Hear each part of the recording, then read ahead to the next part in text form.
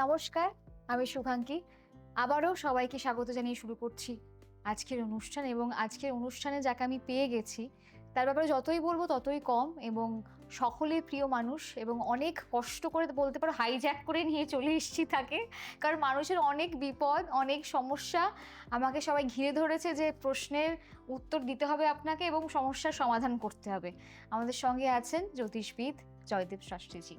অনেক অনেক স্বাগত আপনাকে স্টুডিওতে। এবং প্রথমে জিজ্ঞেস করবো কেমন আছেন? খুব ভালো আছি। তোমাদের দেখে, তোমাদের সমস্ত কিছু দেখে আরো ভালো লাগলো। তো আজকের আমাদের যে অনুষ্ঠান, সমস্যার সমাধান অনুষ্ঠান, এবং এই অনুষ্ঠানটি এই সময় তোমরা সবাই দেখো।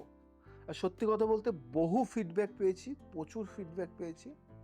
আর আমার অনুষ্ঠান এখন আর আমার নেই, সবার হয়ে গেছে, সবার অনুষ্ঠান হয়ে গেছে। তাই সবাই বিভিন্ন রকমের কোশ্চেন করছে, দাদা আমাকে এই কোশ্চেনের অ্যান্সারটা দিও, দাদা আমার এই কোশ্চেনের অ্যান্সার দিও। তো আজকে এমন এমন কিছু কোশ্চেন আমাদের কাছে এসছে, সেই কোশ্চেনগুলি শুনলে তোমরা অবাক হয়ে যাবে যে সমস্যা, এই ধরনের সমস্যা হতে পারে কোথায় লন্ডন, কোথায় আমেরিকা, কোথায় মুম্বাই, দিল্লি, বিভিন্ন জায়গা থেকে কোশ্চেন, ঢাকা থেকে, মানে বিভিন্ন, হয়তো যেখানে আমি কোনোদিন যাইনি সেখান থেকেও কোশ্চেন।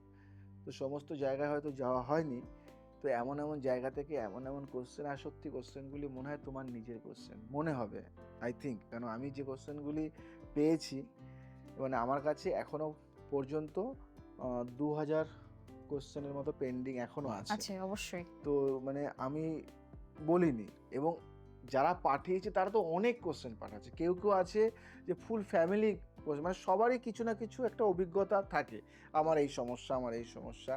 তো সেই সমস্যা নিয়েই আজকে আর কথা বাড়াবো না, সেই সমস্যার সমাধানটা করব। তাই আমরা চলে যাই আমাদের সরাসরি কোশ্চেন প্রশ্নতে অ্যান্সারে। একদম কোয়েশ্চেন অ্যান্সার রাউন্ড। এবং সব থেকে বড় কথা, আপনার ফ্যান ফলোয়িং গ্লোবাল হয়ে গেছে, এখন সকলেই জানে। তো লন্ডন থেকে খুব ভালো একটা প্রশ্ন এসছে, প্রশ্ন করেছে মাইকেল গোমস। অনেক অনেক অভিনন্দন আপনাকে, আপনি অনুষ্ঠানটা দেখছেন বলে। আপনি জানিয়েছেন যে আপনি লন্ডন থেকে মেসেজ করছেন, আপনার বয়স 42 ইয়ার্স, এবং আপনার প্রশ্নটা হলো, আপনি দীর্ঘ 20 বছর লন্ডনের একটি চার্চে সেবা করেছি, কিন্তু গত বছর আমার একমাত্র সন্তান এক মর্মান্তিক দুর্ঘটনায় মারা গেল। খুব দুঃখের জনক। আমার প্রশ্ন, সৃষ্টিকর্তা কি আসলে একজন স্যাডিস্ট? তিনি কি ওপর থেকে আমাদের রক্তপাত আর কান্না দেখে আনন্দ পান? সত্যি, যদি তিনি পরম দয়ালু হন, তবে কেন একজন নিরপরাধ শিশুকে এভাবে অকালে কেড়ে নিলেন? ধর্ম কি তবে কেবল আমাদের মিথ্যা সান্ত্বনা দেওয়ার একটা সাইকোলজিক্যাল ড্রাগ? এটা প্রশ্ন করেছেন, খুব ভালো প্রশ্ন করেছেন মাইকেল গোমস লন্ডন থেকে। সরাসরি যাব কোশ্চেনটা আমার মনে হয় তোমার খুব মনে লেগেছে, যার জন্য তুমি একদম মুখস্থ বলে গেলে কোশ্চেনটা।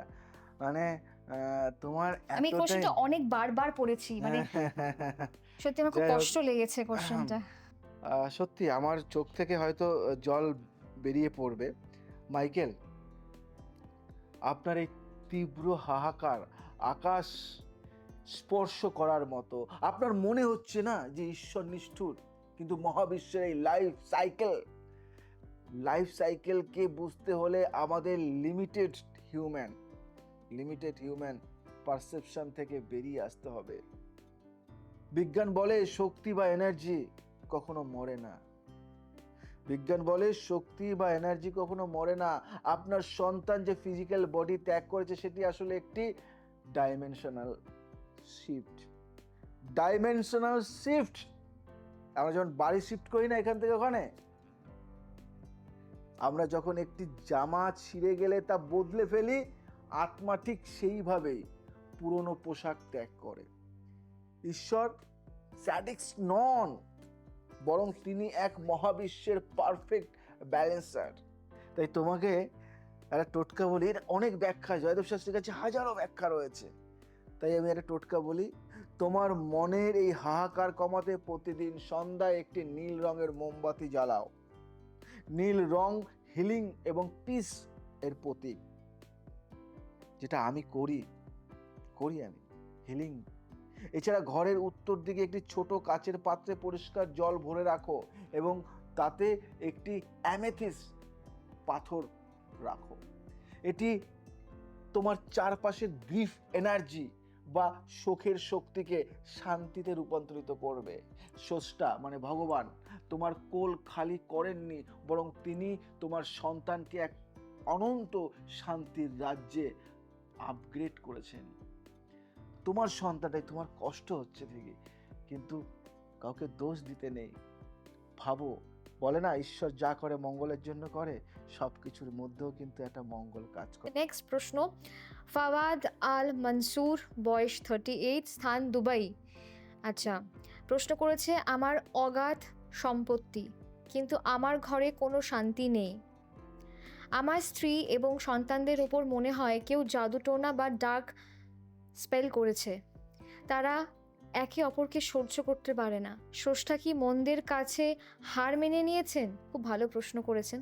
কেন তার পবিত্র নাম জপ করার পরেও শয়তানি শক্তি আমার ড্রয়িং রুমে বসে হাসছে?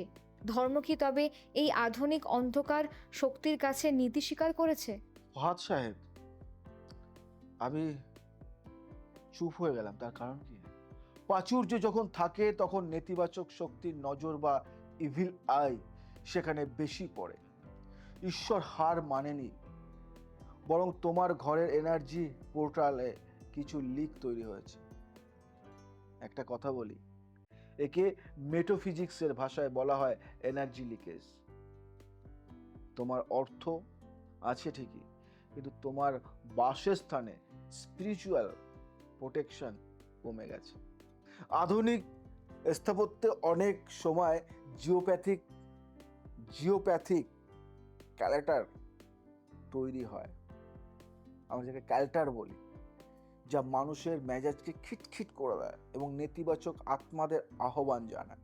ড্রয়িং রুমে একটি কালো টার্মেলিন মানে ব্ল্যাক টার্মেলিন পাথর রাখো, যা নেতিবাচক এনার্জি শুষে নিতে পৃথিবীর শ্রেষ্ঠ ঢাল। এছাড়া প্রতি শুক্রবার ঘরে লবণ বা ওধ জ্বালাও। এর ধোঁয়া বাতাস থেকে টক্সিক এলিমেন্ট দূর করে। ঘরের কোণগুলোতে সামান্য কালো জিরা এবং লবণ ছড়িয়ে দাও, যা ডার্ক এনার্জিকে বিকর্ষণ করবে। মনে রাখবে, অন্ধকারের শক্তি ল্যাম্পপোস্টের নিচেই বেশি থাকে, মাথায় রাখবে। তুমি শুধু তোমার ভেতরের আলোটা আর একটু বাড়াও। আমি জয়দেব শাস্ত্রী, তোমাকে একটা কথা বলবো। জীবনে অনেক অর্থ আছে, অনেক অর্থবান লোক আমি দেখেছি, প্রচুর অর্থ আছে, কিন্তু কিছু কিছু জিনিস না পাওয়ার জন্য খুব কষ্টে আছে। তাই ওই যে স্পিরিচুয়াল পাওয়ার এনার্জি, ওটা আমরা সেই ভাইব্রেশনগুলিকে ঠিক করে নিই, যাতে তারা অর্থ থাকা সত্ত্বেও তারা যে কষ্টে আছে সেই কষ্টটা দূর করার কাজ আমাদের।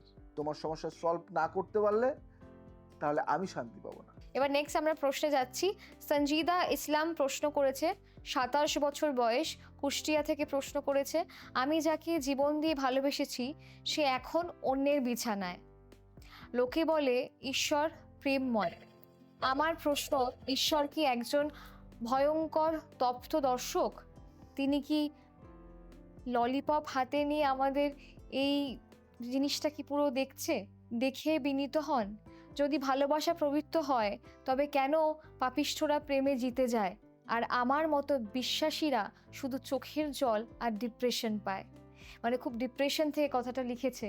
ধর্ম কি তবে এক মিথ্যে রূপকথা? মানে তিনি মন থেকে কাউকে একজন ভালোবেসেছেন এবং তাই প্রশ্নটা করেছেন যে যারা সৎভাবে ভালোবাসে তারা কি ভালোবাসাটা পায় না?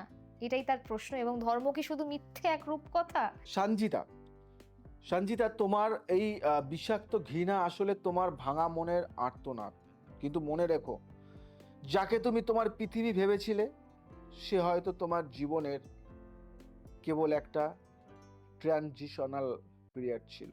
বিজ্ঞান বলে প্রেমে পড়লে আমাদের মস্তিষ্কে ডোপামিন এবং অক্সিটোসিন এর যে ঝড় ওঠে তা বিচ্ছেদের সময় ড্রাগ উইথড্রয়াল এর মতো কাজ করে।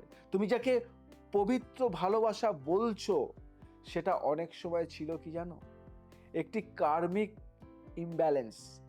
অনেক সময় স্রষ্টা আমাদের এমন মানুষের সাথে মেশান যাদের সাথে বিচ্ছেদ আমাদের আত্মাকে আরো শক্তিশালী করে। সে সে জিতেছে বলে মনে হলেও আসলে সে তার নিজের চরিত্রের লোয়ার ফ্রিকোয়েন্সি, কি বললাম, চরিত্রের লোয়ার ফ্রিকোয়েন্সিতে বাস করছে। তোমার মনের এই হাহাকার কমাতে প্রতি পূর্ণিমার রাতে একটি রূপোর পাত্রে জল ভরে চাঁদের আলোয় রাখো, সূর্যের আলোয় না, চাঁদের আলোয়, এবং পরদিন সেই জল দিয়ে স্নান করো। এটি তোমার চন্দ্রগ্রহ মানে মুনকে শান্ত করবে, যা মানসিক কষ্টের কারক। শোবার ঘরে একটি ছোট অ্যামেথিস ক্লাস্টার, বুঝতে পারলে, রাখো। এটি তোমার চারপাশে একটি পজিটিভ ও ভাইব্রেশনাল শিল্ড তৈরি করবে, যাতে পুরনো স্মৃতি তোমাকে দংশন করতে না পারে। বুঝতে পারলে? ঈশ্বর ললিপপ হাতে দর্শক নন, তিনি তোমার জীবনের আবর্জনা পরিষ্কার করে তোমাকে হায়ার লাইফের জন্য তৈরি করছেন। মাথায় রাখবে, ঈশ্বর সব দেখে। তুমি সব সময় ঈশ্বরকে দোষ দেবে না। ঈশ্বরকে বলে তুমি প্রেমে পড়নি, জানো তো, ঈশ্বরকে বলে প্রেমে পড়লে ঈশ্বর তোমাকে বাঁচাতো। তাই সবসময় ঈশ্বরকে দোষ দিতে নেই।